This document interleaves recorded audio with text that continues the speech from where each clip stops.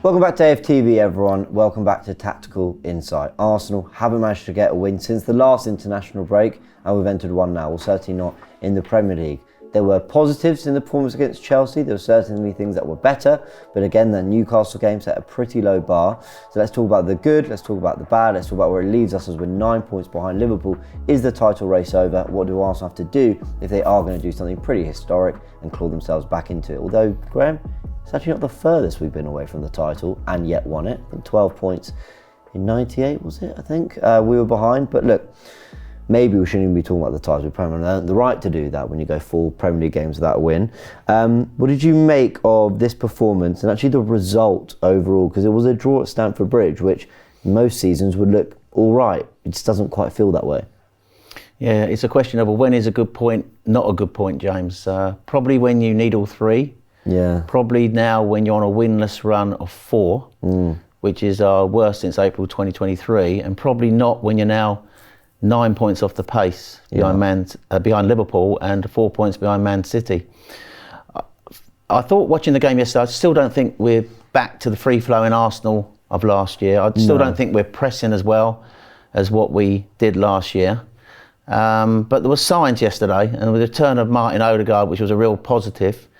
But I think now the team really does need to go on a run after the international break. And it's almost like last season when we ended the last 19 games almost like a faultless run with 17 out of 19 wins.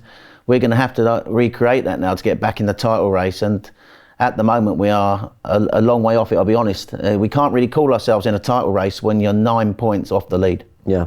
Let's go through the match stats then. They outshot us 17-12, 3 shots on target each. We edged possession on 51%, which around 20 more passes or so, with a better XG for Chelsea at 1.69 to our 1.27. You asked me just off camera, was a draw a fair result? And, the risk of upsetting Chelsea fans and sounding a little bit delusional, I know, but I think on another day that performance was enough to win it. I think when you take into context the form we've been on, when you take into context Chelsea have been much better this season. They are absolutely knocking on the door of Champions League football, held they're 3rd and above us in the table. When we look at the players they've got, I think look better in possession. I think we played the better football slightly. I think we had the better chances. Havertz is a step forward away from putting us 1-0 up. Trossard, Jesus, Saliba, that kind of moment with the offsides and the cutbacks, cross from Saka into the box to Marino. I just felt that there was actually plenty there that could have resulted in a 2nd or 3rd goal quite easily. And on another day maybe does. So, look, I don't think we were overwhelmingly the better team, and I absolutely understand that a draw probably feels a fair result to most. But even though the stats don't really say it, I think on another day that was probably enough to win the game.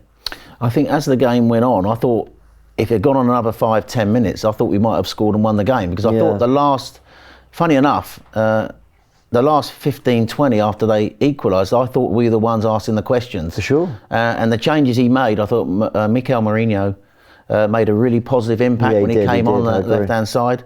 And Trossard also, we always talk about Trossard being more of a off-the-bench player, a cameo sort of player. He played well when he came on, albeit he took the ball away from Havertz in that final action when Saliba played it in. I think some people say that was offside. But I thought generally that last 15-20, we were pushing after they equalised, and I think we looked more likely to score and win the game. Yeah, I think so too. Let's go through the other stats. Attacking stats, Chelsea with 42 final third entries, Arsenal with 51. They had more deep touches. They had 1 more zone 14 touch, but the field tilt was in Arsenal's favour at 56.1%. Mainly we were playing more of our football in the final third than they were in their attacking third. Defensive stats, they made more tackles, even on interceptions, a couple more clearances for them. But Arsenal's 9.3 passes per defensive action shows you that they tried to get stuck into Chelsea and actually commit to winning the ball back quicker than Chelsea did at 16.8, showing that we took the game to them a little bit more with the press, showing that we did try and hurry things up. We weren't just trying to sort of sit in a deep block and be passive. At times we had to do that because they got good players. So this was an Arsenal side that I think were trying to really shake off the bad form. They're really trying to throw off that bad scent and just push out of what's been going on since the last international break. We tried to press. I think we tried to play football. I think we tried to be more inventive in our play. The return of Odegaard was certainly a part of that. But sometimes, it also just needs to happen. I think they tried, but it just didn't quite get there, did it, for Arsenal? No, we went with the high aggressive press, I thought, early on. And I thought we were marking man for man. So it was a high aggressive press to try and win the ball back high. That seemed to be the tactics at the start. But the Partey-Palmer battle was interesting, wasn't it? And it was, and we're going to talk about that. But we went with the 4-3-3. Obviously, this was pretty close to our strongest lineup. With Odegaard coming back, and we had that midfield reunited of Partey at 6, Odegaard and Rice in the 3, and with Saka on the right, Martinelli on the left, and Havertz down the middle and centre forward, although he was drifting to the right, as you showed me this morning. So we had a strong side. We went very aggressively at the start to try and press them to win the ball back. There were alarming signs, James, in that first 15 minutes, the way Chelsea, mainly through, I think, Colwell's passing. I thought his passing through the lines was excellent at the start. They were playing through us too easy. And Partey, who's a sort of player, brilliant on the ball, but when they go to press, I think sometimes he doesn't know whether to press or to stay. And he was getting sometimes sort of like, obviously his job I thought was to pick up Palmer. And Palmer was running off him far too easy in that first 10 minutes to create a couple of good transitions to Chelsea. Chelsea are set up to be a transition team with Neto, Jackson and Palmer. And they were getting into some good positions early on. What Arteta did quite quickly was he adjusted it. He went very narrow, asked the wide players to tuck in more to stop that. But we went with the aggressive high press. Chelsea had the better of the first 15 minutes, but then Arsenal started to slowly sort of wrestle back the initiative and get on the ball. I think from the first 10 minutes where we were just kind of weathering what Chelsea were kind of putting together, I think from that point Arsenal had control of most of the game after that. Now, control is a big word. It sort of means, it makes it sound like you stopped Chelsea doing anything. Well, we didn't. Obviously the Neto goal was fantastic and they had other opportunities. Malagusta heads over the bar and there were certainly moments where Chelsea looked dangerous. I expect a team with that much quality to look dangerous when they're at home, especially as they've been in decent form. But generally, I felt for an away performance against a good side, we looked pretty good in a lot of what we were trying to do. Let's look at the 11s on the tactical pad. And you're right that basically that midfield through was restored. And listen, a lot of people would argue this is our best team. They're not convinced by Calafiori yet. So I think Timber at left back's probably still our best shout. What's interesting was that Arteta had to shift the dynamics. Let's talk about what we did on the ball first. Because the first thing we do, without the kind of 4-4-2, it meant that immediately we're trying to get Odegaard in those pockets. Now, normally we'd be asking that left 8 to step up. But interestingly enough, we mixed up build-up by asking Timber at times to slot into this area. Now, we've actually seen him do this before when we've had a Jorginho Rice base and we've had Tomiyasu sometimes at left back sort of drifting into that space. I remember Sevilla away was one game we did that. But at times we saw this as well a little bit to get Timber out on the touchline and Martinelli a little bit tucked in. There was still something missing in terms of fluidity. I think it looked a little bit better in terms of getting the strength of Declan Rice in slightly deeper areas. It felt a little bit clunky till we got Marino on the pitch and suddenly the balance was a bit better. What do you make? Well, I think in the first half, I just think that I think there was more fluidity actually than what I've seen over recent weeks. Oh, for sure. And what I saw in the game, James, was a return to the triangles on both sides of the pitch. So we saw like the White, Saka and Odegaard triangle on the right side restored in the first half. I thought that was a real positive, although I would like to have seen Ben White sort of like get on the overlap a bit more. Saka was well shackled by Cucurella. But we also saw, James, if you go back to the tactical pad, we had 2 triangles in that game, I thought, that were working really well for Arsenal. That was the White, Saka, Odegaard partnership triangle on the right-hand side. And then you had the triangle on the left-hand side where you had the Timber, Rice, Martinelli triangle. And it was quite interesting, I thought, in that game because it was quite interesting in the fact that I thought a lot of the time, as we talked about off camera, Timber was the one who was pushing high and inverting into midfield and pushing up. And Rice was sort of like stepping back into Timber's position, really to stop the transitions, I thought, in that first half. But that was the dynamic. And I thought also you had sometimes Partey coming between the 2 centre-halves when we built up. But I think traditionally it was a 3-2-5, and I thought that White was the one sometimes stepping into the middle with Partey in the 2. And I think Timber and Rice were sort of like rotating their positions on the left-hand side. It was more fluid than it has been, but we took a long time to really create something. And there is worry that when Saka is shackled, we don't produce, and it needed Odegaard, I think, to really spark things into life in the game. I thought first half he was dropping deep to facilitate the play. He was the one shuttling up onto the right-hand side to sort of form that triangle and try and create. He was the one person who was seeing a few passes. And we missed that big chance. I thought Martinelli, that was a real big chance in the first half where really he needs to go low across the goalkeeper. He just hits it straight at the keeper. So I thought it was more fluid. There were better triangles, more rotations. I see better play in this game than I've seen in build-up over the last 3 or 4 games. Although it's been coming together in the inter-game, it was coming together slightly better. So I thought we were better. We're still not quite where we were at the levels of last year, but we're getting better. And it was no coincidence for me. It was the return of Martin Odegaard that provided that spark. What did you make of the Partey conundrum, I'm calling it now? Because my feeling on Thomas Partey is, I was asking a question on the Gooners the other day. Shura and I were talking about cementing Arsenal's core. I think that's something Arteta needs to do now. You know, if Havertz is your striker, you keep him up front. Who is your 6? Go with that, and then get your centre backs together and the goalkeeper. That's pretty much the area of the pitch he's the most convinced on. Now, I thought Partey was one of, if not the best player on the pitch against Chelsea. A lot of people disagreed with that, but I thought he was running the midfield. I thought, listen, Caicedo, Lavia, Palmer, they didn't have bad games at all. But I thought Partey stood head and shoulders above most. I thought he did quite a good job on Palmer. I know Palmer ran off him a few times, but he's a good player. I kind of expect that. He never did it in an area that was too dangerous. I thought he recovered a few times really well, Partey as well, to make some good blocks and last-minute challenges. It was plenty of his performance I really liked. However, Rice, for me, and I said it last season, I stick to it now, Rice for me is the best ball-winning midfielder in the world. And if one of our strengths is what we do defensively, then do you concede that, you know what, the football's not at its best anyway? Are we better with Rice sitting there in that pocket to sweep up everything and give us a platform? And you lose what Partey... I know what Partey does on the balls better than Rice. I know that. And I know he's a tempo dictator and a tempo setter more than Rice. But do you just have to pick one? Pick your poison and go with it? Do you just have to go, which is the approach? Because I think Rice is being... It's a little bit redundant having him on the left. I know we tweaked it now to have him deeper and build up with Partey, so Timber could go forward. Maybe that works better with Calafiori, I'm not sure. So all these things are going through my mind. What do you think, Graham? I'm really torn about it. I really am. Well, I think that Thomas Partey has been one of our best players this season. I totally will agree. say that. I mean, he's been his vertical passing for me gives control to the midfield. Yeah. The downside of Thomas Partey is that he's starting to age, isn't he? Yeah. And he can't turn quickly, and he hasn't got the ability to recover the spaces. So you're almost like wishing for a combination of Declan Rice and Thomas Partey in one player. I don't think Rice is as good as those vertical passes through the lines that Partey plays. I don't think that Partey is as good as Rice at recoveries and getting back into position quickly. And I thought there was danger signs in that first half, the way Palmer was able to run off him quite easily. I think sometimes Partey doesn't know whether to join the press or to stay, and that creates problems when he gets caught between the two.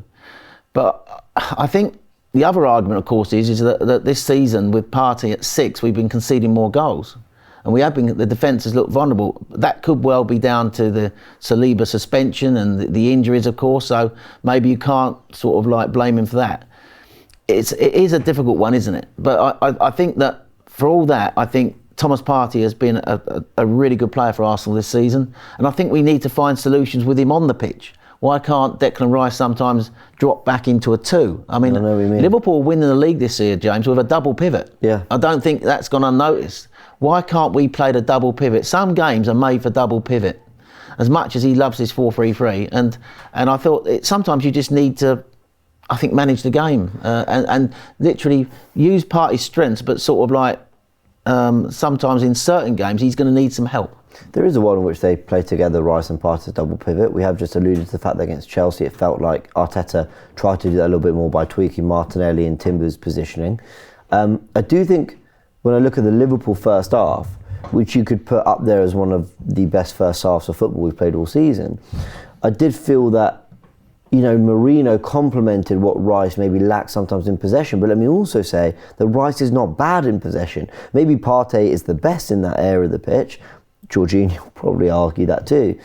But Rice was very good against Liverpool. I thought his passing off both feet, his diagonal switches, his control in the game was very, very good. And we actually controlled the game as well physically in that by being so dominant on Liverpool and earning territory that ultimately Rice kind of kept things ticking up. I think you can make an argument for either one. And I think Mourinho, and you know what, we're doing an In Focus this week that I'm going to do. So let me know if you want to see this in the comment section below. And I'm going to sort of focus it around what our best 11 is. And I think you can make an argument for Mourinho being the antidote, the complement to Partey. Antidote's not the word, but for what you maybe lose in Partey being out of midfield and instead of going for Rice, that's why we signed Mourinho. I want to explore that a little bit. It feels unfair on Partey, but when we look at the goal we conceded, shall we have a little look? And then now, actually, very, very quickly, here we go. This is the Neto goal. Now, in defence of the Arsenal players, I think we've established it's come from a set piece, which is why Fofana and Cole will start the pitch. Is that right? It's come from there's a play. They have a play on the our left-hand side, and Saliba is out on that side pressing, and they work it back, and so when it comes back into midfield, and it ends up with Enzo Fernandez. Yeah. Because Saliba is out on the left-hand side pressing from when they've got the play on the left-hand side, the gap appears in the middle. So our two centre mids, Thomas Partey and Declan Rice, both drop in to cover that space, and we don't reorganise for the second phase quick enough. No. As a result, they recycle it, and Fernandez then plays a cute little pass into Neto, and he's got space there, and that is a some hit to beat David Raya. I thought David Raya was excellent yesterday, by the way. Yeah, so that was some hit to beat him from there, but we don't get out quick enough because our two centre mids have gone to close the space left by Saliba pressing out on the left-hand side. So I know Arteta was really pissed off about that yesterday. He really was upset, the fact that we gave him that space. We didn't reorganise quickly. They beat us really by us not reorganising that second phase well enough or quick enough, and we allowed Neto too much space. I think in this situation here, Martinelli should probably follow Neto inside. I understand why he hasn't, because he's thinking of Gust out wide, and I think he's also thinking, well, there's plenty of you back. I mean, there's a back six there. I do think sometimes, this isn't for me an example of Rice and Partey necessarily being so slow to get out, because I think they're also covering it in defence. They're probably thinking the ball's going to go back into the area. I think sometimes, and this is poor analysis, but I'll say it anyway, sometimes it's a great goal. It's a lovely pass from Enzo into Neto. We always praise when White plays that pass into Saka. The pass that's in field that allows Saka to run onto it. Enzo's done that for Neto there. So it's taken the player who's kind of tracking Martinelli slightly out. He set himself. Gabriel and Timber have thrown themselves at it. If the ball's slightly lower, slightly to the left, then it's getting blocked. He strikes it wonderfully. And Partey and Rice, maybe one of them should get out quicker. I agree with that. But they're a good team who also have good players who can also do very good things. And they punished us in that moment. That strike, I think 10 times, maybe 2 or 3 of them end up in the back of the net. But I think more often than not, you're getting a block in there or something. I think that's a fair argument you've got. I slightly disagree. And the reason why I disagree is... Well, Arteta was furious, so you're right to disagree. I think one of your centre mids has to come out. You don't need two centre mids covering one player's position. You had Partey and Declan Rice in the middle of your defence for whatever reason. One of them has to come out. When that pass is sort of like Martinelli, 70 minutes into the game, he's done a lot of good defensive work, Martinelli. I'm not going to criticise him too much, but he runs off him. But one of those centre mids has to come out. Has to be coming out before that pass is played. It has to fill that space, because the distance there between the defence and Neto was just too big. I agree. He had too much space, James. Look, I'm making a load of excuses for the players, I know, but is it not possible, right? Let me just fix this for a sec. Is it not possible that we're going, well, Partey and Rice have to charge out here, one of them do. Am I over-engineering it by saying, maybe there's a through ball to Fofana, maybe then there's a clip ball and we're sort of outdone at the back post? I mean, I don't know. I can sort of... It's totally plausible to me that they're expecting this ball to be floated to the back post, and actually, then we're dealing with it, goes out for maybe a corner, we've headed it out, we've dealt with it, and we're all going, well done, good defending. Do you know what I mean? I think almost sometimes in football they say, let them shoot. I know it sounds crazy, but sometimes they say let them, because we'd rather deal with maybe the shot and the save or whatever than them picking out a ball into a really dangerous area. I don't know. I'm making too many excuses for the players. I don't think you should ever leave that amount of space in front of your penalty box. For them to play a ball in and to have a player run off someone and have that much space to take a shot at your goal. You're right. I just don't think it should happen. Arsenal are really good at sort of like when players rotate and players drop into positions when players are not there, it's just one for one. You don't have, there's two there literally in the middle of the defence. I know. And I think one of them has to be in front and we just didn't reorganise it quick enough. Fair play, great strike. Fernandes, who's a very good passer, mind you, who I thought came on when Lavia went off and made a difference actually to them attacking wise in that little period. But I just think we should close it down better. We should not allow him to have that sort of space, and that's why Arteta was rightly furious. Yeah, I agree. I just try and defend the players. Yeah, I agree. Anything else in that goal though that sort of was worth mentioning for you? No, not really when Chelsea score it. But I think that the annoying thing from the Arsenal point of view is that we'd worked hard to get ahead in the game. Yeah. Right? And this is becoming a problem for Arsenal in the big games. If you think back to the game at the Etihad, if you think back to the home game against Liverpool, and this game as well, we played a top 6 team and we've led in all 3 games. We've lost now 8 points in 11 games from winning positions. Led at City, led at Liverpool. Yeah, we led at City 2-1. We led at Liverpool 2-1. Yeah. And 1-0 and 2-1, and we led at Chelsea.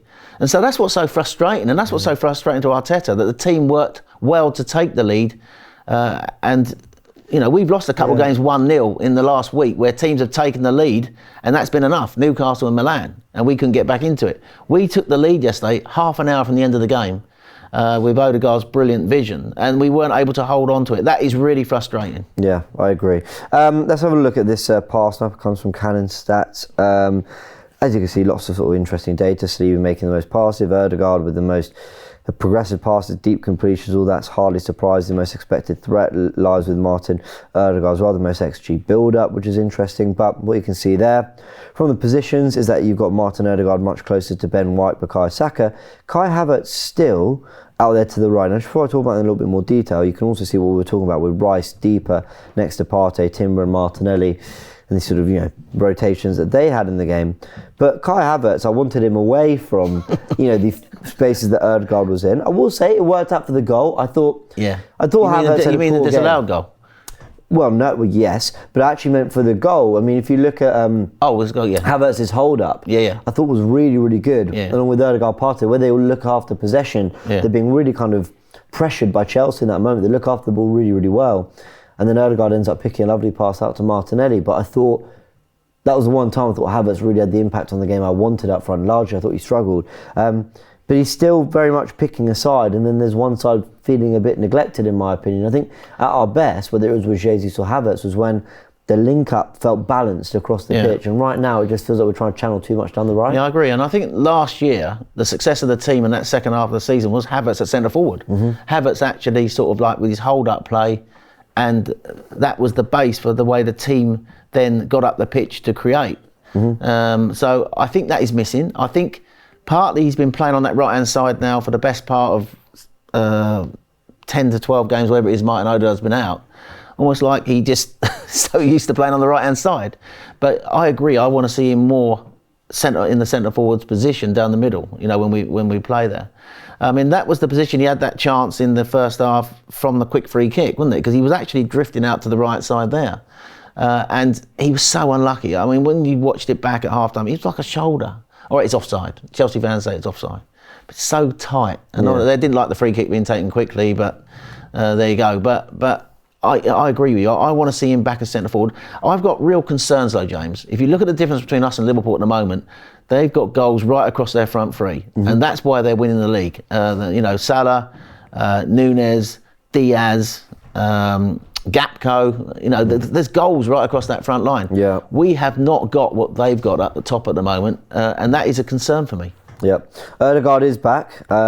Arsenal aren't quite back themselves, but Odegaard was back with winning 100% of his tackles. Thought his work rate was outstanding, completing the full 95 minutes is incredible as well, having only just returned. 91% pass accuracy, completing 12 out of his 14 final third passes, of course an assist, and then certainly added something we really needed in terms of creativity. 6 progressive passes completed, 4 big chances created, 2 shots and 1 assist. And as you can see in the Premier League in 2024, Martin Odegaard, this comes from Squawka, I believe. As you can see, Martin Odegaard with 62 leads the league with the most open play chances created, ahead of Cole Palmer, Luis Diaz, Bruno Fernandes, Kevin De Bruyne, Alex Iwobi, former Arsenal player there as well. So Martin Odegaard, just showing in the numbers there what we've missed, but I think showing his performance too. A big well done to him. I just want to round off on one final question. We'll answer it quickly.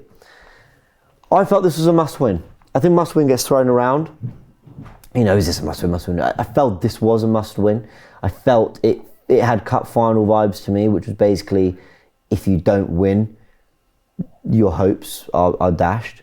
9 points behind Liverpool feels that way. Now, I know there's a lot of football to play. I do think we've had harder fixtures than them. I think you never know what could happen. They might have an injury period. They might have a period of hard games. I think they've got Newcastle, Man City, Everton, all to come in 3 of their next 4. City, we still have to catch, who are 4 points ahead. Let's not forget about them. So things can happen in football, I know. But it felt like a must-win to me. And when something is a must-win, I think you then see managers almost get a bit desperate in a good way. They might start throwing the kitchen sink at it. I'm not sure Arsenal did everything to win that game. I think with every attack, there was still a fear of losing the game. Did it feel that way to you? Do you think Arsenal could have done more? Do you think we did enough? I think we didn't pass the ball forward quick enough when we had the opportunity. I think we got control of the game, as I said, after the first 15, 20 minutes when Chelsea were dominant. And then we wrestled it back and we started getting on the ball. I just don't think that we moved the ball quick enough at times, and I want to see, sharper, more incisive passing. What I think Ben White, and we talked about it pre-show, he's not quite at the levels. He's had that injury. I just don't think we're using him well enough up high at the moment. And although that little triangle was back there with White, Saka and Odegaard, I think Saka needs help, because what I noticed yesterday was Cucurella, they gave him man of the match because he shackled Saka. But when the ball went to Saka, there's always Colwill, the left-sided defender, coming across. There's always one of Neto or Lavia coming across on that side. So you need, I think, the invention of Odegaard, who was brilliant yesterday, by the way. He sort of like most chances created in the game, 4. Most ball recoveries up high, 3 of any player on the pitch. He was brilliant on the ball and off the ball. But I just think we need to recreate that right side again, and I think we just need to be more proactive, and we need to move the ball quicker, James, to get that there. We need to sort of like, I think, get Havertz sort of like moving centre halves around. I think we need to sort of like start getting situations where we can start moving the ball and moving teams around, which we're not doing well enough. I just don't see us moving the defence round, and that's because we're not passing the ball quick enough. So I agree, but I realise I've asked my question badly. When I say did we do enough, I mean, I said at the beginning of this show that I actually felt that performance was enough to win more often than not, or on another day was a good enough performance to win the game. What did you want then? Did you want us to go gung-ho? Because at the end of the day... I think that's what I'm asking. Well, I don't think you can go to Chelsea.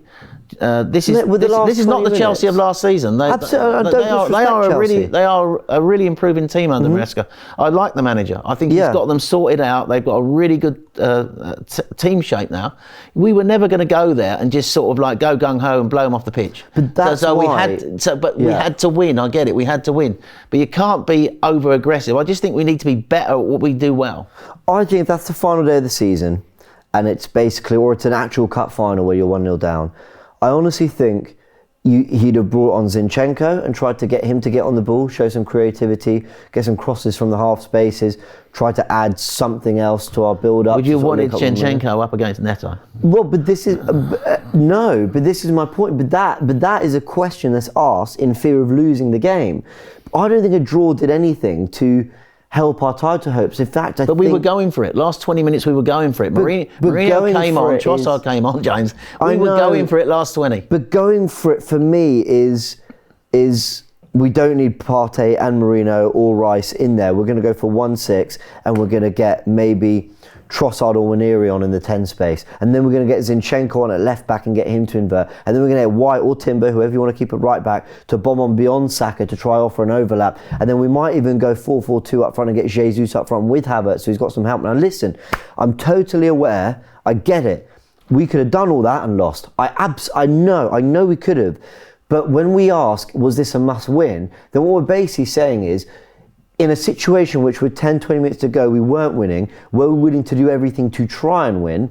Everything is doing those things. It's Waneri, it's Zinchenko, it's White or Timber overlapping, it's Jesus up front next to Havertz, and it's really just throwing, did I say throwing the gauntlet? I don't know if that makes any sense, but throwing it all at Chelsea, and we didn't. Now, I'm not saying that's necessarily the wrong thing, but I'm just asking the question, did a draw do us any good? Maybe drawing rather than losing, you go, well, look, it's not another L on the board.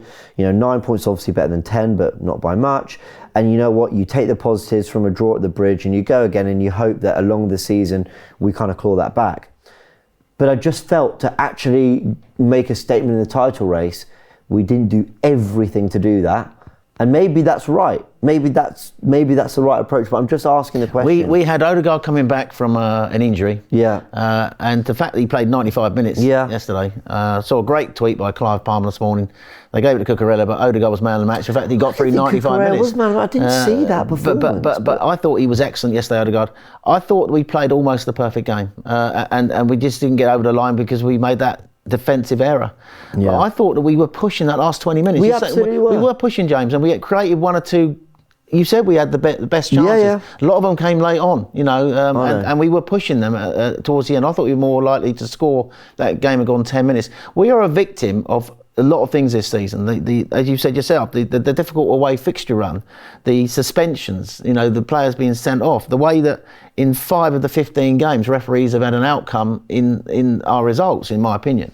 And we haven't had the luck of some of those decisions. People say I'm biased, I'm an Arsenal fan, I get that. I just think we are where we are because of that. And then you're saying, well, let's go to Chelsea, go totally gung-ho, throw on Zinchenko, really go for it, put Waneri on. I thought the setup was fine for that last 20 minutes, the changes he made with Trossard and Marino come on, who I thought was excellent. We just didn't get over the line. And because we made that mistake, we give away the goal. So overall, I thought we can build on that. I just think now we need to go on a run. Mm-hmm. But the thing is, we give ourselves a lot to do, and I think we can't call ourselves in a title race. But this league is very competitive this year. A lot of teams like Brighton have improved, and Forest have had a great period recently, and we've got them next. We're playing Man United. Sometimes it's when you play the teams as well. We're playing Man United now with a new manager in a couple of weeks. If we'd been playing them early in the season, we would have probably turned them over comfortably. We played Newcastle when they were slightly better than they were early in the season. Sometimes it is when you play these teams does have an effect on the outcome of certain results. But we can only look at ourselves. And the thing is, we haven't been as good this year, in my opinion, as we were last season, which is frustrating because Manchester City have fallen off, haven't they? They've fallen off a cliff. Yeah. And so ultimately, yes, you could argue we could have thrown a lot at it and we could have lost that game. Yeah. But I think we had the right setup to win it. I think Arteta tactically got it right yesterday in the way, we built it. We got back to the 3-2-5. We had the 4-3-3. I think we were set up. He set us up to win that game. And I thought as you said, we shaded the game. We just didn't get over the line, and that can happen. But the positive now of Odegaard coming back, we just need to keep these players fit now, and Saka and Rice hopefully won't go on international duty, and we need to go on a run. And if we don't start getting results together quickly, if that gap becomes 12 instead of 6 or 7, I think that, we're in a top 4 race. But you are right, we've still got a lot of the season to go. Mm-hmm. Man United fans tell me every week of the bloody year, we were better than Arsenal last year, we won 2 trophies. They had an absolute crap season last year in the league, but they ended up winning the League Cup and the FA Cup. We've got cups to play for. And we still got much of the season to go. This can still be a good season for Arsenal. We've still got the players. We've got a very good team, James, and I wouldn't give up on the team yet. No, absolutely not. I'm deflated about the Premier League chances and hopes. I'm not worried about top 4, if I'm honest. I still think we're going to be comfortably good enough in that sense. I could easily be wrong, but I don't think I will be.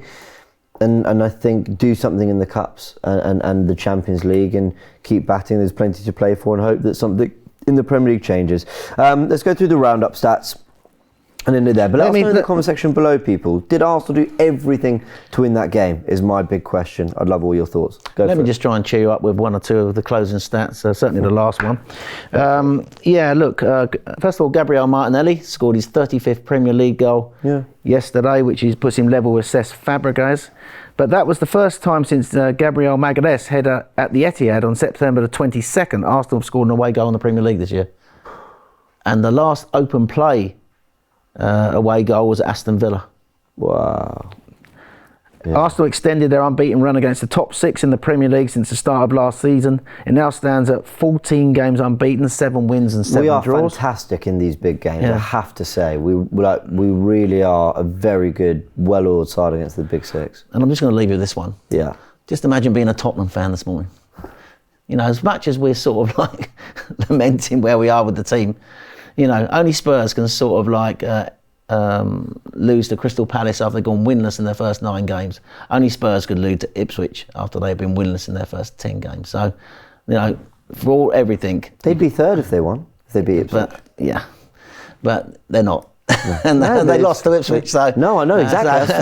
So that's the thing, isn't it, about the Premier League this year, throwing up surprises. But look, you know, I've got faith that this team, we're going to turn it around in the next few weeks and we're going to have a run. Whether it's going to be good enough to get back in the league title race is another question. But I've still got tremendous faith in this team. Yeah, me too. And I think we are going to go on a run, James. There we go. We'll leave it at that. Arsenal, big run. Will it come in the next 10 games? We've got a 2-week break. Of course, there will be more content coming for you here on AFTV, so go check that out. There will be a Behind the Numbers with me in Turkish this week, and there will be as well an In Focus, which I think I really want to make it around what is Arsenal's best 11 and what is the side that we're going to have to be putting out week in, week out to go and get, to go get some momentum back in this team, and then just see where we end up. You win 2, you win 3, you put 9 points on the board, next thing it's 12 points, you look around you and you're thinking, okay, there was drop points for Liverpool we didn't expect, there's drop points for City we didn't expect, and things can look very different. So keep fighting on and see where we end up. Let us know your thoughts in the comment section below. I hope you enjoyed the tactical insight. Sorry we weren't here for last week's one, I was in Italy, but I'm back.